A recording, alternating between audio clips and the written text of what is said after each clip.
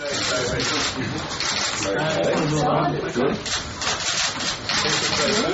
All right. Right, well, I'm here with the Shadow Treasurer and the Shadow Finance Minister to release our plan to pay off Labor's debt. We will reduce government waste. We will ensure that taxpayers get value for money.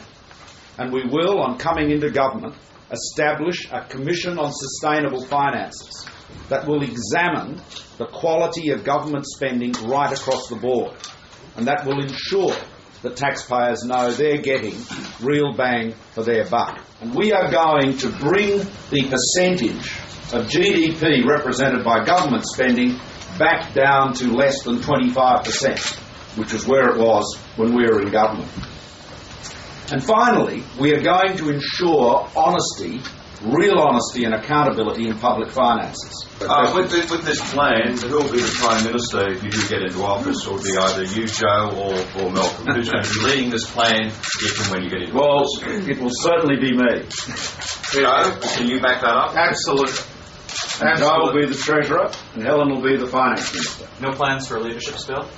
Certainly not. Are there any circumstances under which you may change your mind? You said you were sounded out yesterday and you've given up on your loyalty, but might you change your mind at some point? Well, let me say this. Malcolm has my absolute unqualified support. He always has had that. He continues to have that. He will have that into the future. And I just say to people, the job I want is Wayne Swan's job. I want to knock off Wayne Swan. He is the only guy I want to knock off. And I'm doing it in the national interest. That's why, because I care about the massive burden Australians are facing into the future as a result of Kevin Rudd and Wayne Swan putting everything on the credit card. Are there any circumstances? Sorry? Are there any circumstances under which you may change your mind? Look, can I promise you, we can look into crystal balls, we can speculate. It's a waste of time. There's only one job I want, Wayne Swan's. I want this guy to get Kevin Rudd's job. I want that. I really do.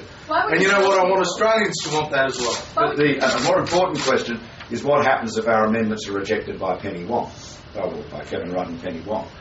And the answer there is that we assume that they would not reject all of them, but we will consider what can be achieved and then form a view on it as to whether we can reach agreement with them, and in any event we would then seek to move through the normal legislative process the amendments that the government is not prepared to support, that we nonetheless regard as vital.